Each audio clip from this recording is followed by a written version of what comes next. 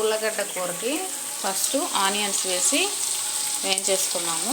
ఇవి త్వరగా వేగడానికి ఫస్ట్ గల్ల ఉప్పు గాజు గ్లాసులో మాత్రమే ఉంచుకోండి. లక్ష్మీదేవికి ఇష్టం అన్నమాట. రాక్ సాల్ట్ వేసేద్దాం.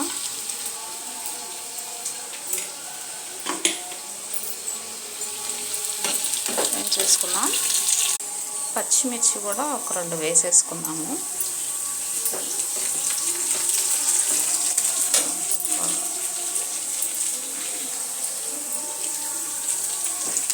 ఎర్రగడ్డలు బాగా ఇదైపోయినాయి అన్నమాట. చూడండి, కొద్దిగా మాడినవి కూడా. టమాటా కూడా మగ్గించేసుకున్నాము.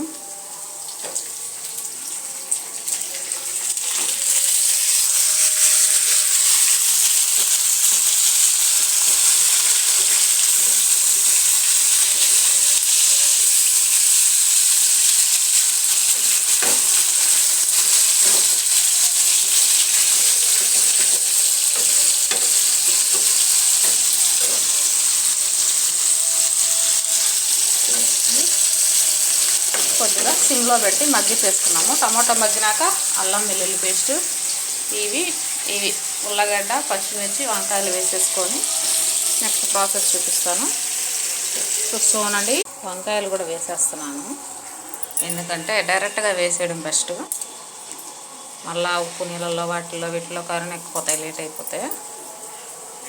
రిలయన్స్లో వంకాయలు వేస్తే అన్నీ పుచ్చులే అండి, మొత్తం పాడైపోయినాయి. మళ్ళీ ఫ్రిడ్జ్లో ఇంకొక 2 ఉంటే అవి తీసాను. వాటిలో కొద్దిగా ఏరి 2 ముక్కలు కావాలి వేసాను.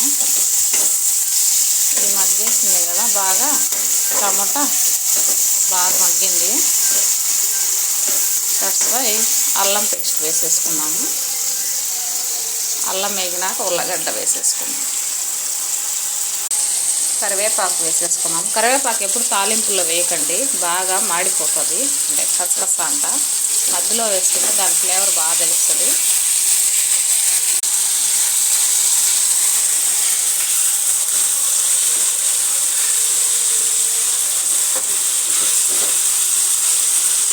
అల్లం పచ్చి వాసన పోయింది ఫ్రెండ్స్. వేసేసుకున్నాము. పచ్చిమిరపకాయలు ఇలా వేసుకుంటే చాలా బాగుంటుంది అన్నమాట తినడానికి. మధ్యలో మీరు కూడా ట్రై చేయండి.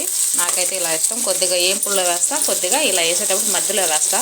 కాయగా బాగా టేస్టీగా బాగుంటుంది తినడానికి కూడా. నూనె బట్టి ఇవి ఏం చేసుకొని మగ్గబెట్టేసుకున్నా. 2 సేపు మూత వేసుకొని కూర అయ్యాక చూపిస్తా. మధ్యలో ధనియాల పొడి వేసేసుకోండి, రిలయన్స్ నుంచి తెచ్చింది. తగినంత కారం, ఓకేనా. కారము వేసేసుకున్నాక బాగా కలిపెట్టేసుకొని వాటర్ పోసుకొని మూత పెట్టేసుకున్నాం.